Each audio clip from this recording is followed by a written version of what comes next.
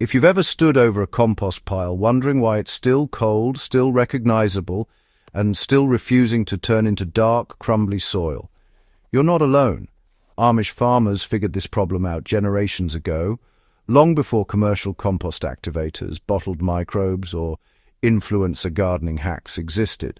Their compost doesn't take months to heat up. It doesn't stall. It breaks down fast, often in days, not weeks. The secret isn't expensive, rare, or complicated. It's something every serious gardener already has access to, and once you understand how it works, you'll never look at composting the same way again. The simple nitrogen trigger Amish compost relies on is human urine used correctly. Amish compost piles heat quickly because they solve the number one reason compost fails: nitrogen deficiency. Urine is one of the most nitrogen-rich organic inputs available to humans, averaging about 10 to 15 grams of nitrogen per liter, mostly in the form of urea. When added to carbon-heavy materials like straw, dried leaves, wood shavings, or old hay, urine provides an immediate nitrogen source that microbes can access within hours. That nitrogen kickstarts bacterial activity, which raises pile temperature rapidly. This isn't theory or trend, it's basic soil biology practiced quietly for generations on working farms. Why urine breaks compost down faster than manure alone? Manure is excellent, but it still needs time to decompose before microbes can fully access its nitrogen. Urine, on the other hand, is already in liquid form, sterile when fresh, and immediately soluble. When Amish farmers build compost, they often combine bedding materials soaked with livestock urine, creating a perfectly balanced carbon-to-nitrogen mix from the start. This is why their compost piles heat evenly and rarely go anaerobic. The microbes don't struggle to find food, they get it instantly.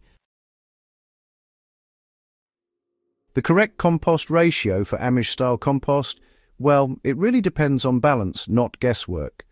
For gardeners at home, the most reliable ratio is 1 gallon of fresh urine for every 10 to 12 gallons of dry carbon material. That carbon can be shredded leaves, straw, sawdust, dried weeds, or wood chips, If you're building a standard 3 by 3 foot compost pile, you're looking at roughly 2 to 3 gallons of urine, layered evenly through the pile.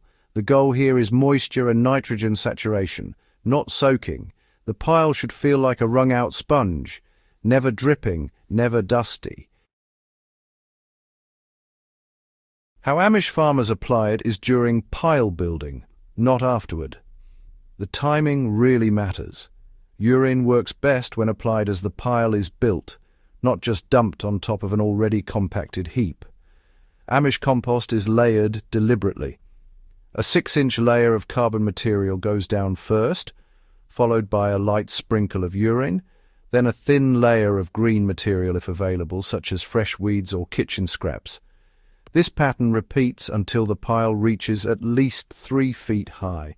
Height is critical because, heat retention depends on mass. Within 24 to 48 hours, internal temperatures often exceed 130 degrees Fahrenheit, hot enough to kill weed seeds and pathogens.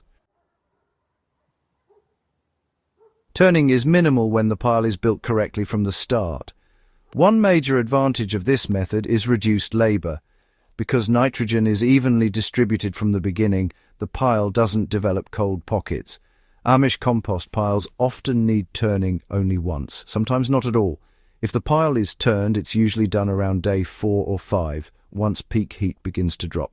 At that point, oxygen is reintroduced, and the pile reheats naturally for another cycle.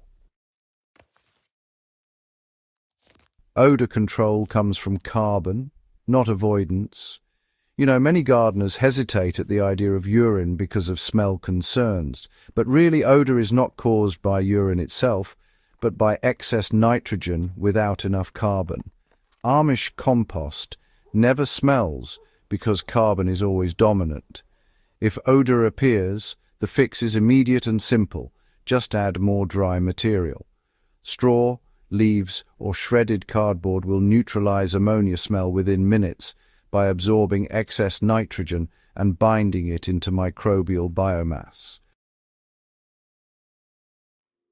Finished compost can be ready in as little as 2 weeks under ideal conditions.